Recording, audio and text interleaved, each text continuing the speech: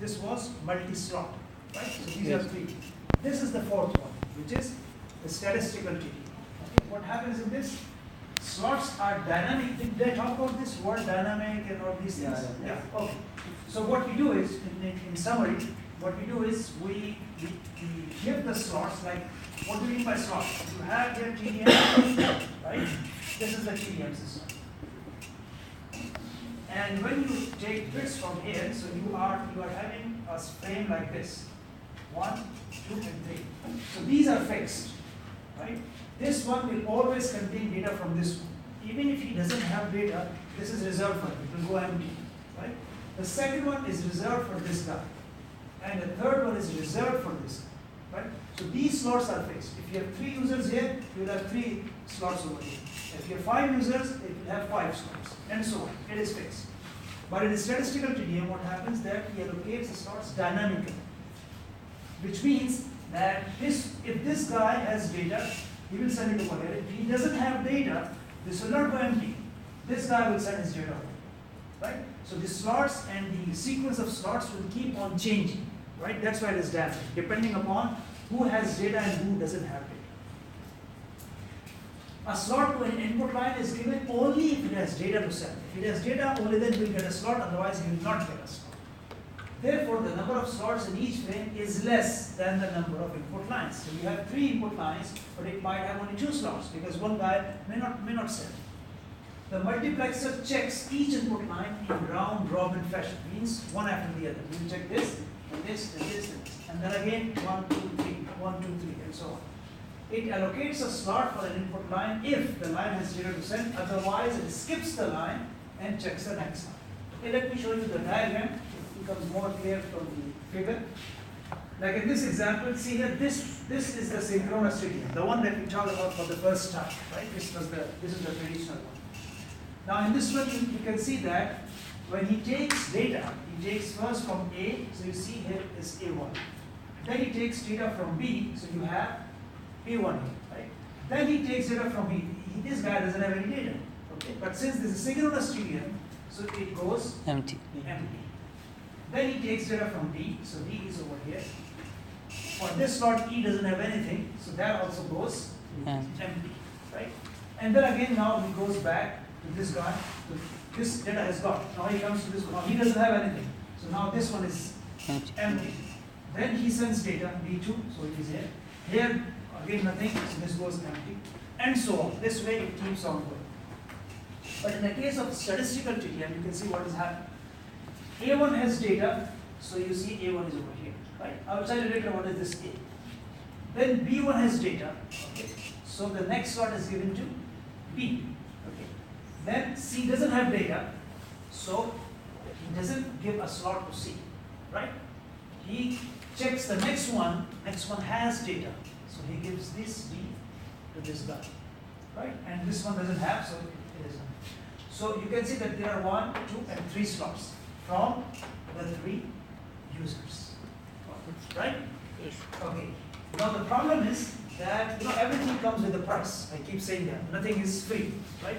So when you do this, now how the receiver would know that the first one is for A and the second one is for B and the third one is not for C, it is for D because C didn't have anything. How he would know? So for that you have to give some address. This A, B, and D are addresses to tell the receiver that this is from user A, this is from user B, this is from user E, whatever, right? Because otherwise the receiver has no way to know that for which slot it is, for which user it is. All right, is that clear? Yes. Okay.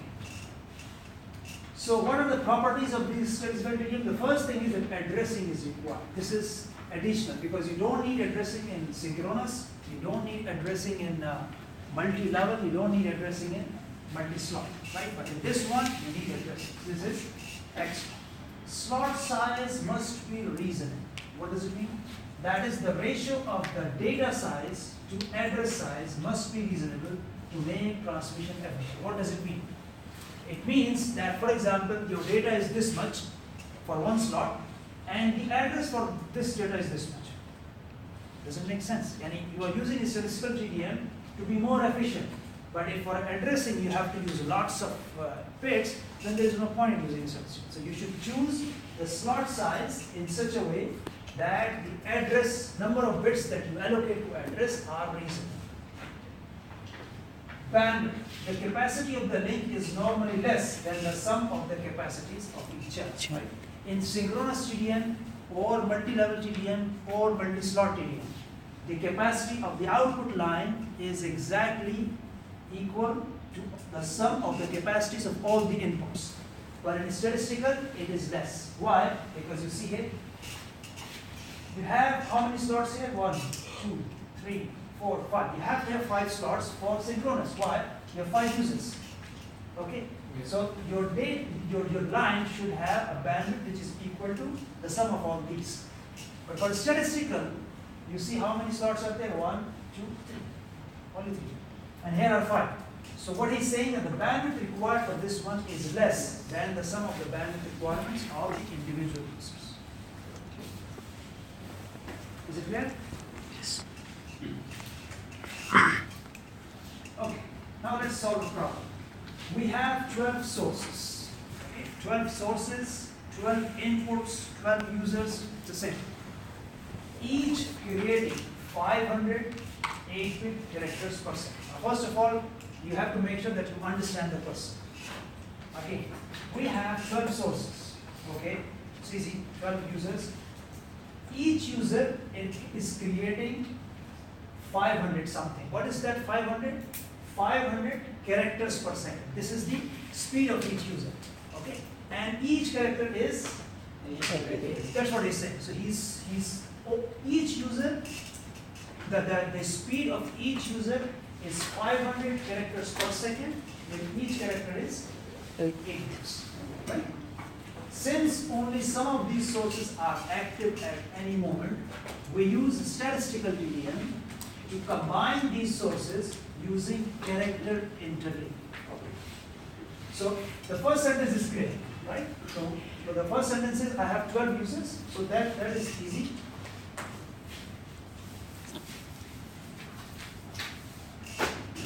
Basically it means that it is like this. I have the first user here, right? And his speed is 500 characters per second, right? And then I have second user with the same speed, third user, all the way up to, I have 12 users, okay? And then I have here the TDM, right? Let's suppose this is TDM, TDM. So all these are going into this. Okay? Then what he's saying, we use statistical TDM to combine these sources using character interleaving. What's the meaning of character interleaving? That we are taking one character from here, then we take second from here, third from here. So we are taking characters. That's why he's saying character interleaving. If he's taking bits, he would say bit interleaving, right? So here he is using character interleaving. Each frame, where is this frame? At the output, right? And he's saying each frame means he's talking about this thing. This is the frame. Each frame carries 6 slots at a time, right? So 6 slots means, let me make a bigger frame that I can show you. Each frame carries 6 slots, okay? So 1, 2, 3, 4, 5, 6. Each frame carries 6 slots at a time, but we need to add 4-bit addresses to each slot. Okay, so this is one. This has your data, and each one has one more, which is for address. So this one is for address. Let's call it A, and this one is for data. Right? Similarly here, data, address, data, address, data, address, and so on. So you can see that we have 12 sources, but the frame only has 6 slots. Answer the following questions. Okay, now is the question clear? Before we go to A to B, anything which is unclear? Right? Again, I'll quickly repeat. I have 12 users. The speed of each user is 500 characters per second. Okay, I'm combine them using statistical TDM. Each frame at the output has 6 slots, right? Each slot is taking data from one of these sources, right? He will start from here. He will take one from here if he has. If he doesn't, he will go to the next one. If he has, he will take. Otherwise, he will go to the third one, and so on. And one more thing is that each slot has data as well as address. Otherwise, the receiver has no way to know that this data is for which user. Now answer these questions. What is the size of an output frame in bits? Think carefully, and if you need to calculate, and tell me the answer. Part A. What is the size of this frame in bits? I know you will calculate very quickly. Don't tell me. Yeah.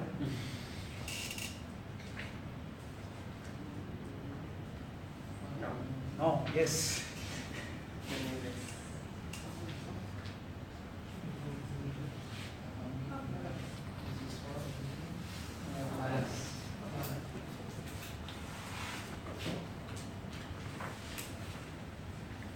If you did it, you don't need to.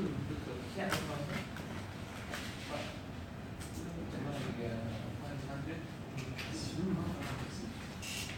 The same way.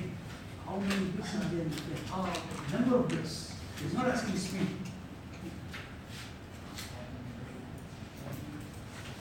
Look, he's asking for how many bits you have, total bits in this frame, right?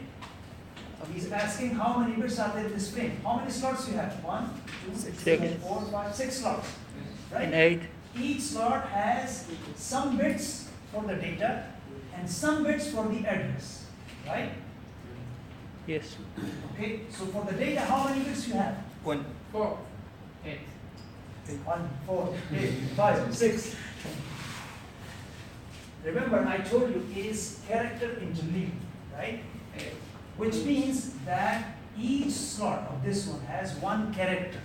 8. And 8 one bits. character is 8. 8 bits. So 8 bits are here, Plus 4. plus 4 bits for the address. So that makes it not 48, 12 12. for 1, right? So 12, 12, 12, 12, all the way up to 6th one, it makes it 72.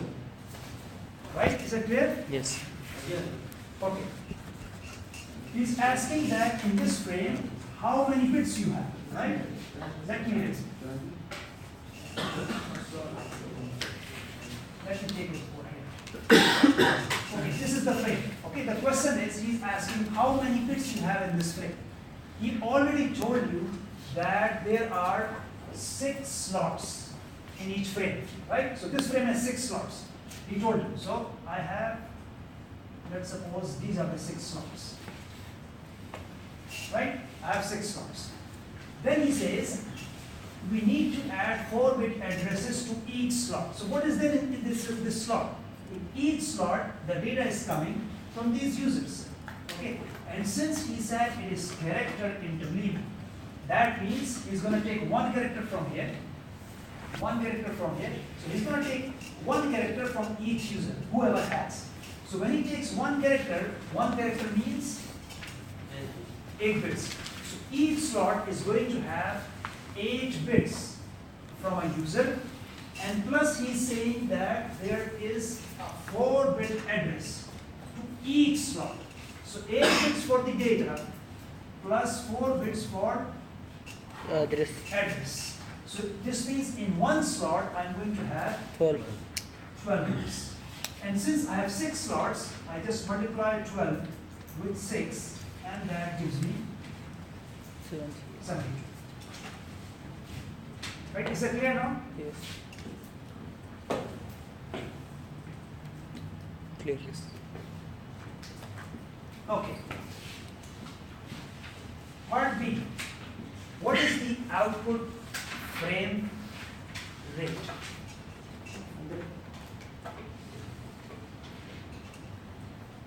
You don't even need to calculate anything for frame rate. Remember, frame rate is always Bit rate. equal to the input data rate. See, the input data rate is 500 characters per second. This will be 500 frames per second.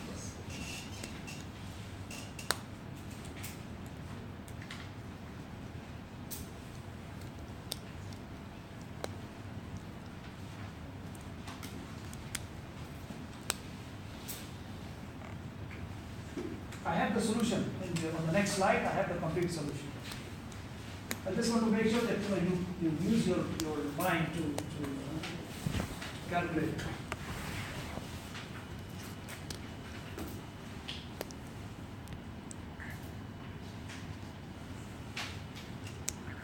Okay, so the frame rate is going to be the same as the input data rate. Since input data rate is 500 characters per second, so the output frame rate will also be 500, but the unit will be, instead of character per second, will be frames per second.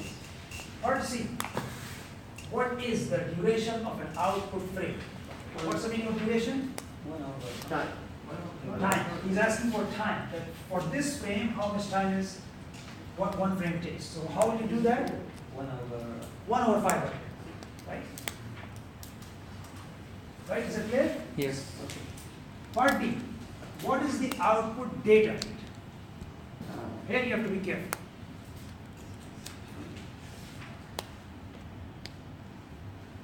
I don't remember the answer. How did you do that? Where is the calculation?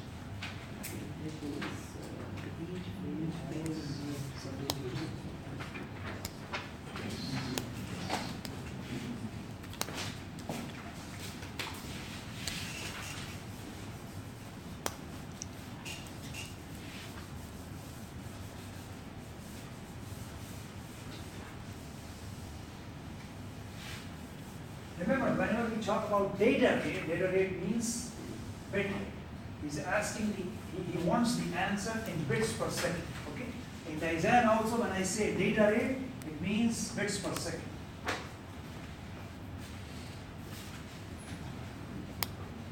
Yes.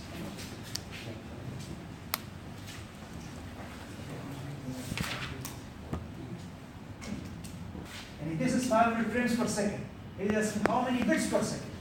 So within the frame, you have 72 bits, right? So you multiply 72 by 500, and that gives you the rate in bits per second. Is that clear? Yes.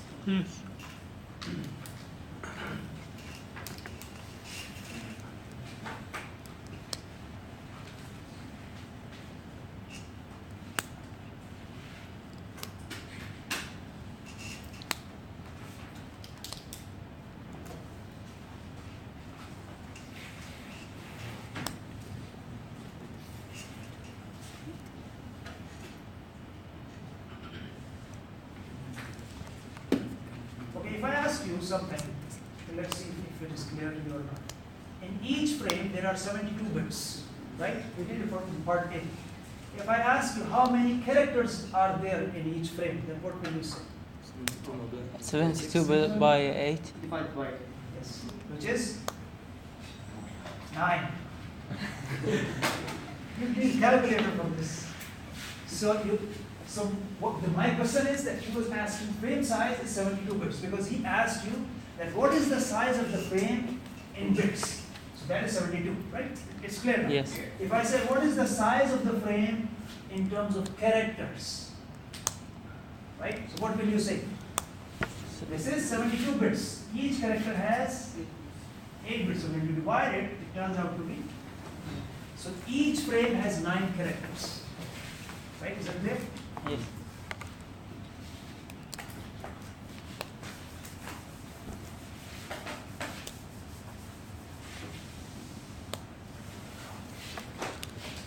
All right. Shall I move forward? Yes. Okay. So this finishes the TDM. We should be relaxed now. TDM is gone. Okay. Now we talk about spread spectrum. Right? I told you before, spectrum means Spectrum. what is spectrum? The shape. The Graph, the shape. Those are yeah, but explain it more. What is on the x-axis? we explain the not the time frequency and Frequency, yes. Spectrum tells you which frequencies are there in your signal, right? Remember that frequency domain diagram basically tells you this. for example, like this. That this is 10 kilohertz, this is, let's suppose, 30, this is 50. So it's telling you that your signal has this magnitude of 10 kilohertz, this magnitude of 50, so you have 3 frequencies in your signal. This diagram or this thing is called spectrum. So basically it is in terms of band. And spread, what's the meaning of spread? Yeah, spread means like you are spreading butter on your bread, right? Zubda, right? Yes, yes. So this is spreading. So basically what spread spectrum means that when you are spreading the bandwidth, your bandwidth was this much, okay, but you spread it to a bigger band, larger band, right? This is called a spread spectrum. We will see why we are doing it. So what happens in a spread spectrum, in short it is called SS, we combine signals from different sources to fit into a larger band, right? We always try to save bandwidth, but in the spread spectrum, we are doing the reverse. So why we are doing that? Our goals are to prevent. You know what's the meaning of prevent? Yeah. Avoid. You know what is avoid? Yes. Okay. So our goals are to prevent eavesdropping and jamming. What is this word, eavesdropping? Anybody knows? I mean, it's typical English word, but it is used in networking. Eavesdropping. Okay, eavesdropping is like, let's suppose these two are talking to each other quietly, you know, and I try to listen to them. This is eavesdropping. Right? No, it's not ear, it's eaves. It's not ear, it's eavesdropping. So basically, what they are trying to do, this spread spectrum, this technique was developed in World War II, right?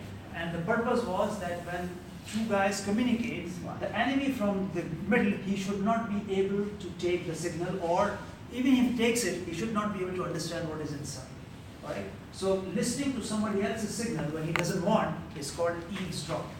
So the goal was to avoid eavesdropping. Nobody should be able to understand what we are sending. And jamming. Jamming means to stop someone's signals. They should not be able to stop your signal. So these were the objectives or goals when they invented this spread spectrum. To achieve these goals, spread spectrum techniques add redundancy. Okay, what is redundancy? Never heard before, right? Redundancy means that you are adding something extra, which is not your data. Right? To achieve these goals, you know, as I say, everything has a price. So you get these objectives, but in reply, in what the price that you have to pay, you have to add some extra stuff, which is called redundancy. Extra bits or extra data that is not your information, but you are adding it to achieve some goals. Okay, so this is the basics of spread spectrum. Now, what happens in the spread spectrum? Let's suppose this is your original signal, okay? And what domain it is showing it to you in the frequency domain, right? Frequency domain, why? Because you see, this is bandwidth. We're talking about the bandwidth, this frequency domain. So this is your original signal in the frequency domain. It goes into the spreading process. To this spreading process, you are providing some code which is called spreading code. When they combine together, what you get here, you see, it has been spread. That's why it's called BSS. So the bandwidth of your original signal was B. After spreading, your bandwidth has become BSS to distinguish from that. So this is called the bandwidth of the spread spectrum. Now this is the spreading code that we use. This spreading code is also called PN sequence. In short, it is called PN sequence. And what's the meaning of PN? Pseudo-random, right? You know this word random, right? Yes. You must have done that probability course, right? Yeah. So you know what is random. Yes. Then there is something called pseudo-random. Okay, just forget about random. What is pseudo? Do you know what is pseudo? What's the meaning of pseudo? P-S-E-U-D-O. Fake. Yes. I need to explain something. Yes. The same. I mean, do you know this pseudo? What's the meaning of pseudo? Yeah. Yeah. What is it? I like explain something in real English. No, not the same for this serial code. You're mixing something. Yeah. So see that pseudo in English, pseudo means Fake. it is like. It is not like when I say it is random, okay, it is random. But when I say pseudo random, means it is not completely random, it is like random. Pseudo is like random, Approximation. right? Like pseudo student. He's not a student, but he's like a student. And he's not fully a student. So pseudo random means that this sequence is not completely random, it is like that. Why we say that? Because if someone catches my signal, it looks to him as if it is a random signal. You will not be able to make out anything out of that signal. But me, I know it's not random. I generated it myself using some technique, right? So that's why it is called pseudo-random, or in short it is called PN sequence. So we are talking about this. This is the, our main technique. And how it is done like this. Your original signal is here, okay? No, you still have 6 minutes. So your original signal is here, okay? And you see here, this is my pseudo-random code generator. I generate the code over here. I will show you how the code looks like. Then it goes to a frequency table. Then from here, it goes to a frequency synthesizer. What it does, it picks one frequency from here, and it modulates your signal as a frequency modulated signal. And you get a signal over here. Let me show you this one. Like this sequence is a pseudo sequence, PN sequence. What is it? It's just bits, zeros and ones, right? Every sequence of 3 bits has some meaning. Like this 000, it means 200 kilohertz. This 101 means it is 700 kilohertz. This 011 means 500 kilohertz, right? So what is going to happen? This is your pseudo-random sequence, like this is over here, right? And this thing is over here, right? Now what the system does, it looks here, 101. Okay, 101 means 700. So now filter this. Sorry? The receiver will filter this depending on the. Yeah, actually, first of all, the transmitter.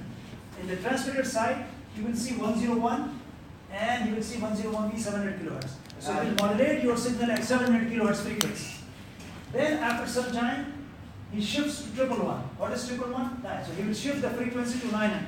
Now your signal is going at a frequency of 900 kilohertz. Then it shifts to 300 kilohertz. Then it shifts to 200 kilohertz. So if someone catches your signal, you will not be able to understand what's going on. The signal is very fast, then it becomes slow, then it becomes medium, then again becomes fast, things like that. So that's why it is random for that guy who catches. This is called frequency hopping spread spectrum.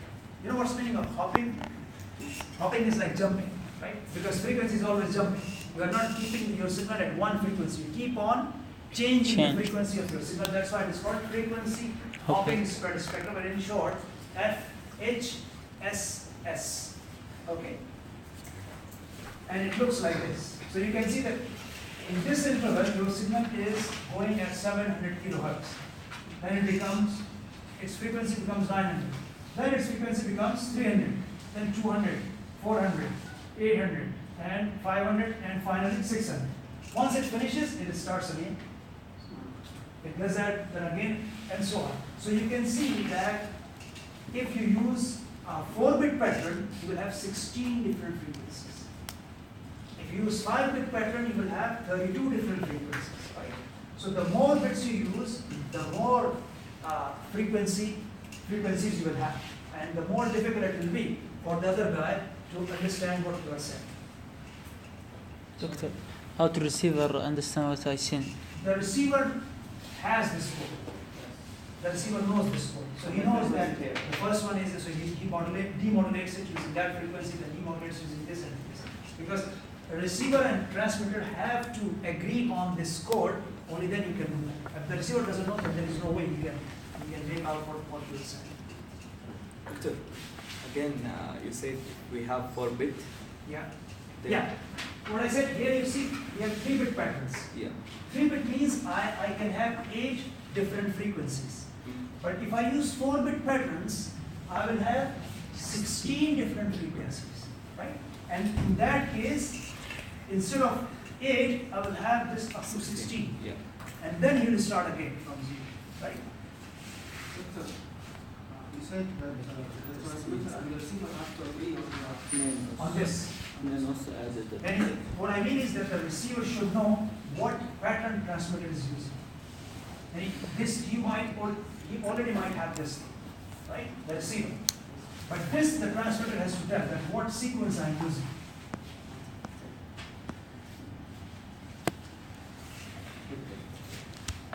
If I want to build something like this, how can I? Ask me after the class. Okay. Okay. All right.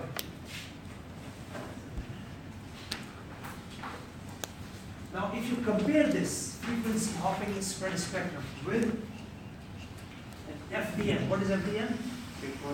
Frequency division multiplexing. What happens in frequency division multiplexing? You have this bandwidth and you are sharing. And this part is for one user. This is for second user. This is for third user, and this is for fourth user. So they share the bandwidth like this. Throughout it is the same. But in the case of frequency hopping, that sharing keeps on changing. Right? For example, if you can send the data, any more than one user can send the data using FHSS. So you can say that the first user, for this period of time, he has this part of the band. For the next period of time, he has this part of the band. So this thing does not go wasted. It is given to the other user, right? And similarly, this guy. So you can see that for this time, he has this part of the band. Then he uses this part. Then he uses this part, and then he uses this part, and then it comes back, and so on. Right?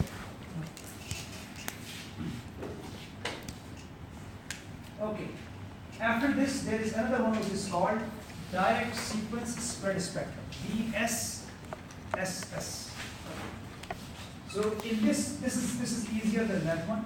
You have this original signal, okay, and you have something called chips generation. I'll tell you what is chips generated. So it generates a PN sequence. That PN sequence multiplies with the original signal, and you get this press. And an example is this. Let's suppose this is your original signal. So this is bit 1, bit 0, again bit 1, right? This is your PN sequence, the chips. Why we are calling it chips? Because you see the original bit, this is your information, is this much. But for PN sequence, you can see the duration is very small. Right? So that's why they call it chips. Otherwise, it is also bits. Nothing else but bits. But since its duration is very small, they call it chips. So this is your PN sequence, right? So you can see that when it multiplies with this one, what you get the same signal, right? 1 into 1 is 1, 0 into 1 is 0. So exactly what here. But when you have 0, it reverses. So you can see that if someone catches this, it looks like noise. It seems to him that as if it is a noise, because you are multiplying with this, so it will not make any sense to that guy, right? So you multiply with this and you send this signal. At the receiver, he knows which sequence you use, so he can demodulate and recover the original signal. Alright.